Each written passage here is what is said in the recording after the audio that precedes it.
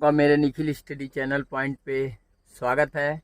मैं आज आप लोगों को बैंकिंग की दुनिया में ले चलता हूं और बताऊंगा बैंकिंग से रिलेटेड ढेर सारी जानकारी।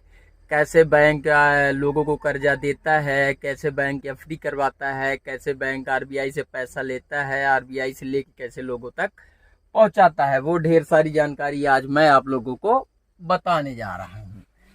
तो शुरुआत करता हूँ, यहाँ पे लिख देता हूँ आरबीआई। आरबीआई आरबीआई का फुल फॉर्म होता है रिजर्व बैंक ऑफ इंडिया। भारतीय रिजर्व बैंक ऑफ इंडिया मतलब भारतीय रिजर्व बैंक।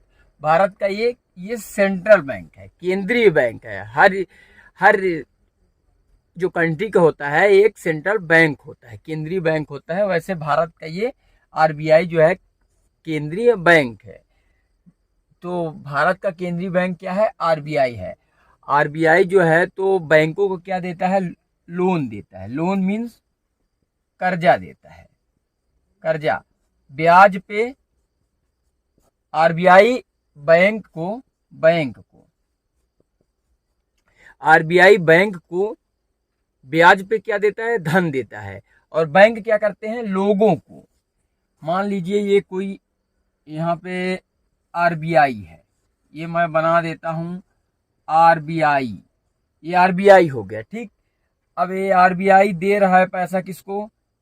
ये बन गया मुंडेला सा बैंक, ये हो गया बैंक। आरबीआई ने पैसा किसको दिया? बैंक को। अब बैंक किसको पैसा देगा? ये लोगों को और इंफ्रास्ट्रक्चर, फैक्ट्रियों को वगैरह वगैरह। तो ये हो गया लोगों को, कंपनियों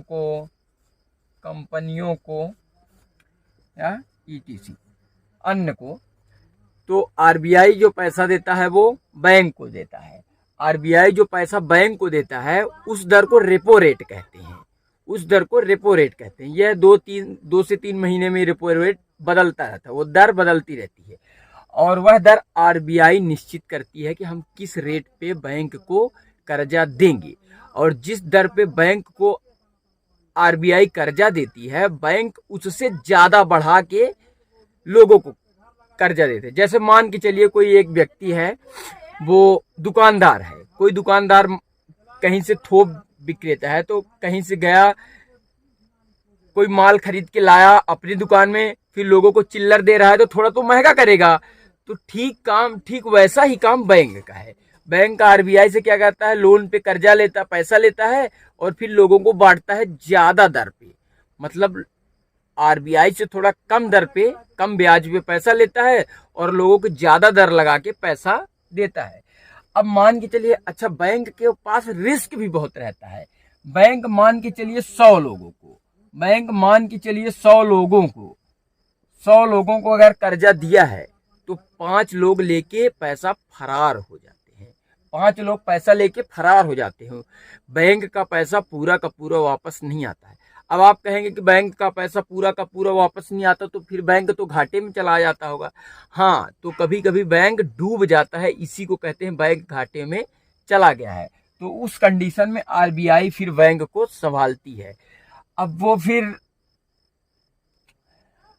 आरबीआई अपने पास बैंक का कुछ पैसा हमेशा रखती है, तो वही पैसा फिर विकट परिस्थिति, जब संकट का समय आता है बैंक के पास, तो वो पैसा फिर बैंक को रिकवर करती है आरबीआई। तो वो एक अलग विषय हो जाता है। तो कभी लेकिन ये जो ब्याज है, जो बैंक ज्यादा दर पे ब्याज लोगों को पैसा दे रहा है, उससे रिकवर हो जाता है।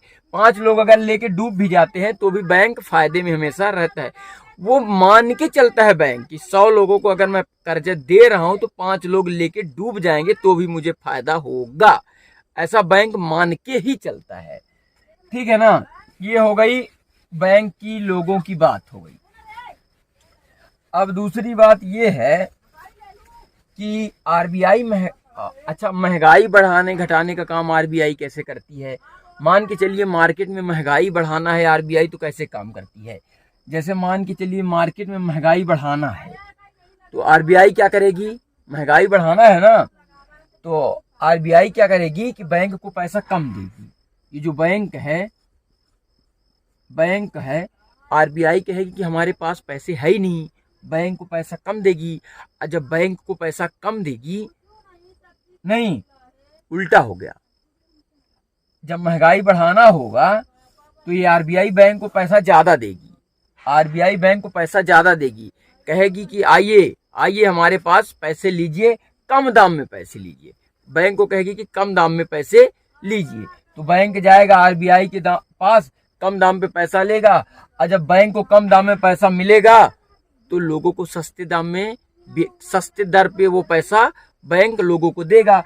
और जब लोगों को सस्ते दर में पैसा मिलेगा तो मार्केट की ओर दौड़ेंगे चीजें खरीदने के लिए।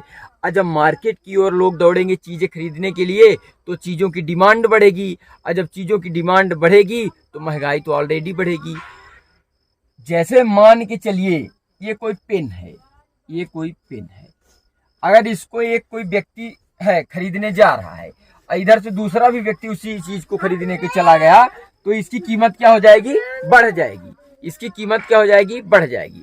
तो जब भी किसी चीज की डिमांड बढ़ती है तो कीमत क्या हो जाती है? बढ़ जाती है। अगर डिमांड घटी तो कीमत क्या हो जाएगी? घट जाएगी। अगर डिमांड घटी तो कीमत क्या हो जाएगी? घट जाएगी। ये होगा आरबीआई क्या कहती है, महंगाई को घटाती और बढ़ाने का भी काम करती। आशा करता हूँ आपको ये बातें समझ में आ गई होगी। अब मैं एक चीज और बता देता हूँ, एफडी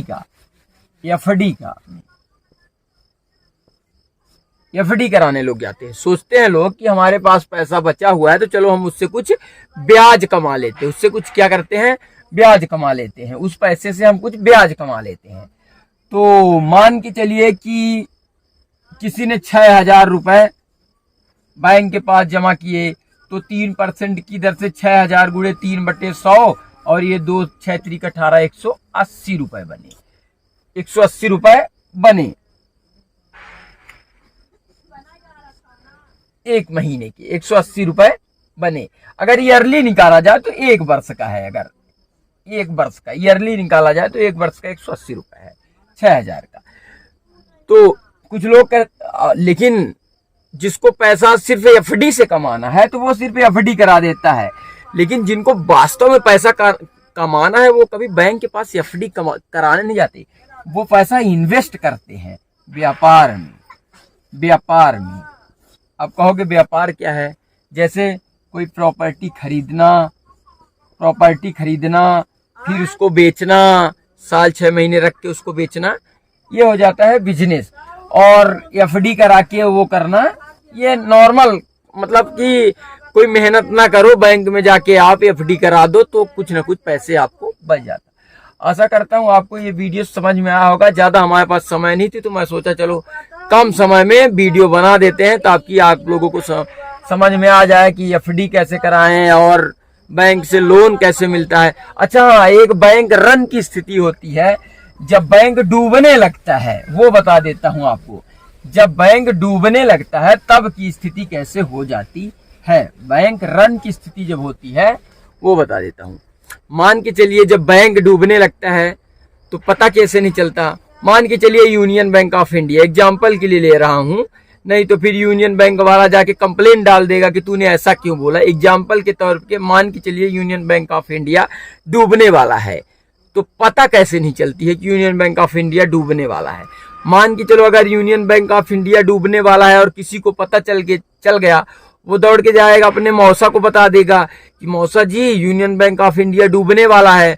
मौसा जी दौड़ के चलेंगे यूनियन बैंक ऑफ इंडिया के पास, मेरा पैसा दो, मेरा पैसा दो। वो अपने वाइफ को भी फोन कर देंगे दौड़ के, तू भी आ जा। मौसी को फोन कर देंगे, मौसा को फोन कर देंगे, वो अपनी बहन को बता देंगे, वो चाची फुफेरम मेरा भाई, सबको बता देंगे। तो सारे लोग एक साथ बैंक की ओर दौड़ने लगेंगी, बैंक भाई मेरा पैसा दो, मेरा पैसा दो, मुझे जरूरत है। तो ऐसे में बैंक रन की स्थिति आ जाती है, तो बैंक परेशान हो जाता है। तो बैंक जब डूबने लगता है तो भी लोगों को कानों कान तक खबर नहीं होती है। तो ये होती है बैंक रन की स्थिति। आशा करता हूं आपको ये वीडियो समझ में आया होगा। आप लोग हमारे चैनल को सब्सक्राइब नहीं कर रहे हैं तो हमारे चैनल को आप लोग कृपया सब्सक्राइब कर लें और कमेंट करके बताएं कि हम कौन से टॉपिक पर वीडियो बनाएं। और मैं कोशिश करूंगा कि उस टॉपिक पे वीडियो ज़्यादा से ज़्यादा जल्दी बना पाऊँ। और एक बात और है बाबू भैया, ये लड़की का जो चक्कर है बहुत ही डेंजर होता है। क्या कहते हैं उसको, अगर कोई आपको धमकी दे रही है, जा रही है, पैसों की कीमत तो बिल्कुल भी पहचानिएगा। ये लड़कियों को पैसे ना खिलाना बाबू भैया, नहीं तो फंसोगे। अगर जा रही तो उसको क्या बोलना है, तू नहीं कोई और सही, तू नहीं कोई और सही, कोई और नहीं कोई और सही, बड़ी लंबी है जमी, मिलेंगे लाख हंसी, इस जमाने में सनम तू अकेली तो नहीं। ये डॉक्टर विकास सर ने कहा था। तो इस बात को हमेशा ध्यान में रखना। लड़की सब बहुत चालू होती है, तो ध्यान में रखना भाई, पढ़ाई पे फोकस करना है। पापा ने फीस दिए है तो उसको बरोबर वसूलना है, और ओल झोल बिल्कुल नहीं करना है, और पिकुलियर नहीं बनना है। पिकुलियर बनने से सब काम गड़बड़ा जाना है। ये सब बैंकिंग वैंकिंग की दुनिया को बिल्कुल सर्राटे से उड़ा देना है। जानकारी रखना बहुत जरूरी है। अगर आप कॉम्पिटिटिव एग्जाम की तैयारी कर रहे हैं तो भी जरूरी है, अगर आप एग्जाम की तैयारी नहीं कर रहे हैं तो भी जरूरी है। बैंकिंग की दुनिया के बारे में जानना तो भी जरूरी है।